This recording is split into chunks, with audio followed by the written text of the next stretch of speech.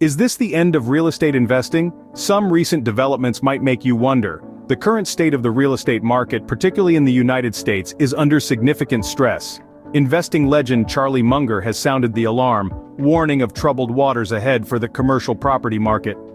Banks, it seems, are carrying a heavy burden of bad loans as property prices take a downward plunge.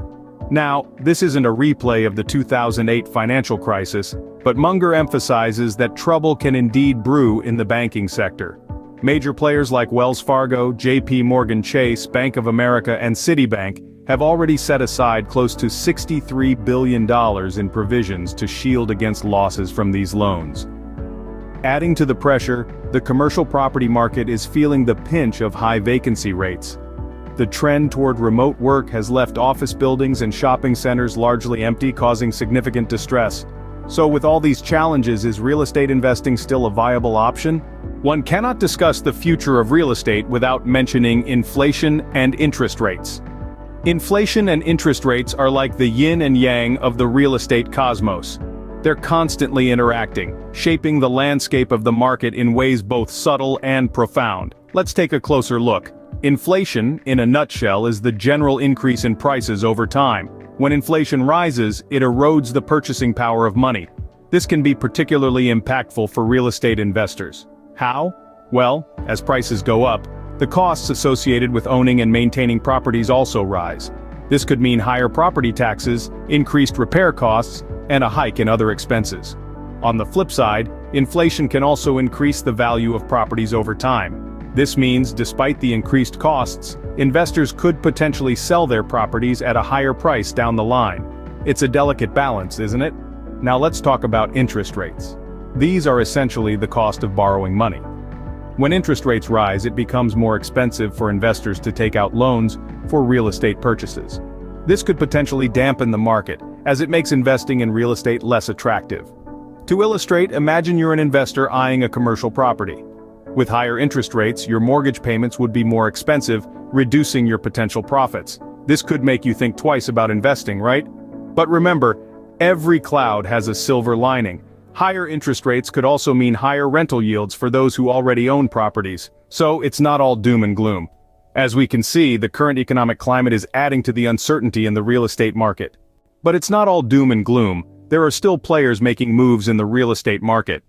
Investment firms and universities, for example, are actively involved in real estate investing. Take DLP Capital, a private financial services and real estate investment firm. They are known for offering short-term real estate investments with more liquidity than their competitors.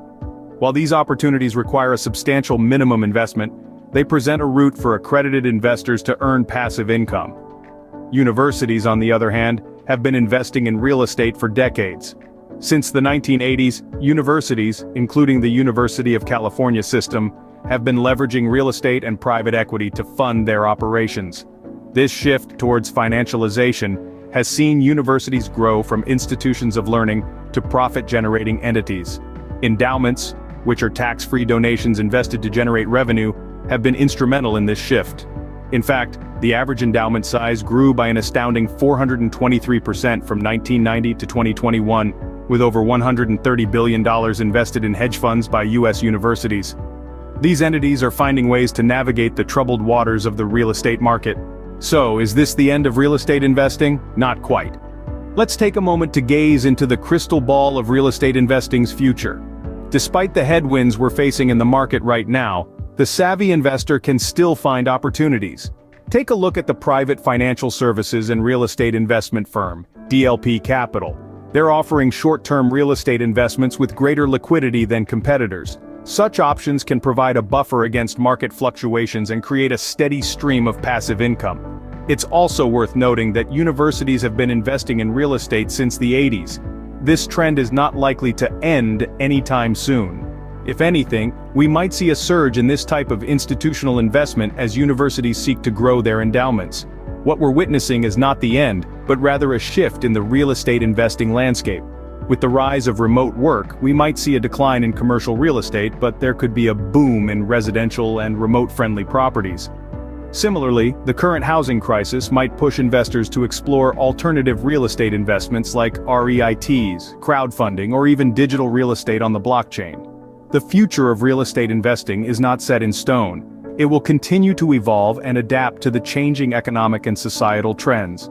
While the landscape of real estate investing may be changing, it's certainly not the end.